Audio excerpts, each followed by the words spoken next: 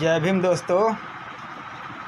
ये देखिए बच्चे हैं 14 अप्रैल के लिए झंडा तैयार कर रहे हैं। देखिए कितना सारा झंडा ये लोग बना रखे हैं 14 अप्रैल अंबेडकर जयंती के लिए।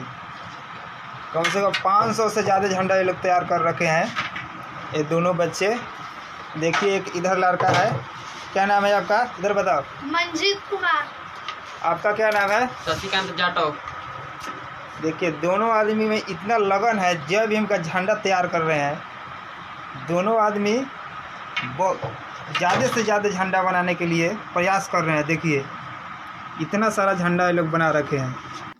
14 अप्रैल अंबेडकर जयंती के अवसर पर छपरा सारण बिहार के अमनौर प्रखंड में बहुत ही बड़ा जुलूस निकलने वाला है, जिससे बच्चे झंडे तैयार कर रहे हैं।